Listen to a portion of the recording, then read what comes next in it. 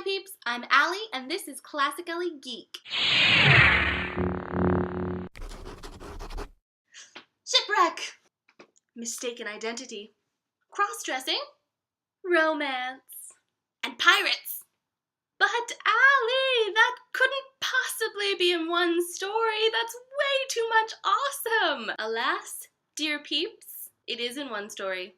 It is one story by William Shakespeare. Today, on ClassicAllee Geek, we're talking about Twelfth Night, which you probably weren't assigned to read in high school, but should definitely, absolutely know about because it is completely awesome. Once upon a time, two identical twins, Viola and Sebastian, are merrily riding on board a ship until a horrendous tempest comes and the ship decides to pull a Titanic. Sans iceberg. Viola and Sebastian are separated during the tempest and both think that the other is dead, when in reality, they have both just been shipwrecked on opposite ends of this small island country called Illyria. On this tiny, gorgeous island country of Illyria, there lives a self-indulgent lush named Duke Orsino, who is effectively useless as a duke, but is really pretty. He spends almost all of his time writing love letters to the Lady Olivia, and the rest of his time wallowing in his own sadness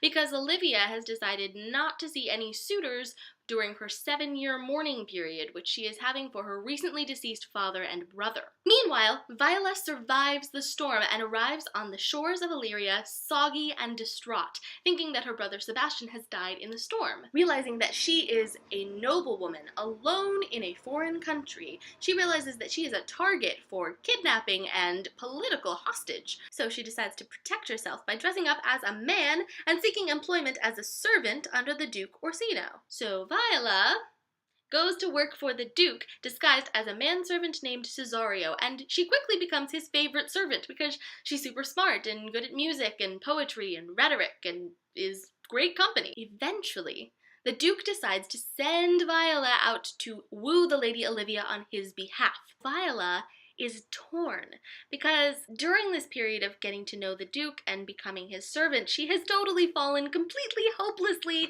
in love with him because reasons. He's good at words.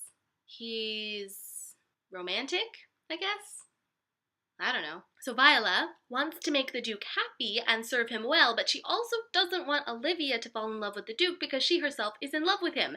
So she decides to go woo Olivia, but, you know, not try too hard. Plus, she also assumes that since all the other messengers have been returned from Olivia's house with messages like, "Hey bro, I'm in mourning, leave me alone, okay?"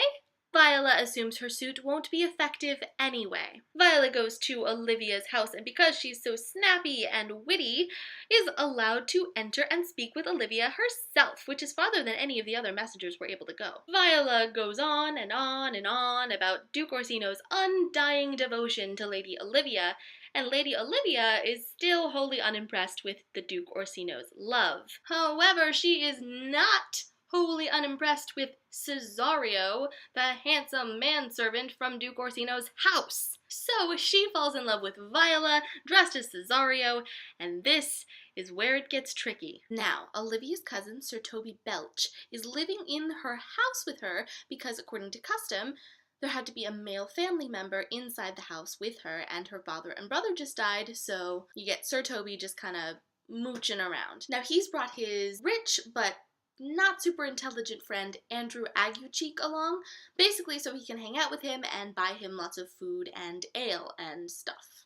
Andrew only sticks around because he, like everybody else on this entire island, is totally in love with Olivia, and Toby keeps telling him that he totally has a shot with her, even though he definitely doesn't. If you're ever confused in this play, just remember that everyone is in love with Olivia, except for the one person that Olivia is in love with, who is actually secretly a woman who is in love with another guy.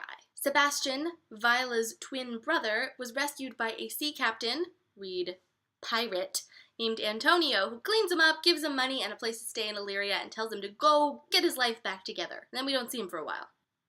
Andrew Aguecheek is heartbroken that Olivia is in love with Viola Cesario, and so Toby and Mariah convince him that the only way to show that he is worthy of Olivia's love is to fight Viola Cesario in a duel. Viola doesn't know how to fight. She's terrified. She has no idea what she's doing, and she's pretty sure she's going to die because this other person has challenged her to a duel. Luckily for her, Andrew Aguecheek does not know how to fight either, so they're both going to be okay. Spoilers.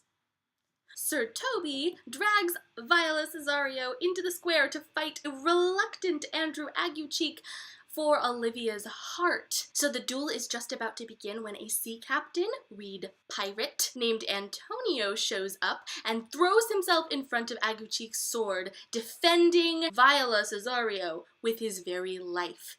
Although he refers to Viola Cesario as Sebastian. He turns to Viola Cesario and says, "Hey, I just saved your life. I'm glad you're okay, but I'm kind of wanted by all the police on this island because I'm a pirate, and I need to get that money back that I lent you." And Viola Cesario is, "Bro, I don't know what you're talking about. I've never seen you before."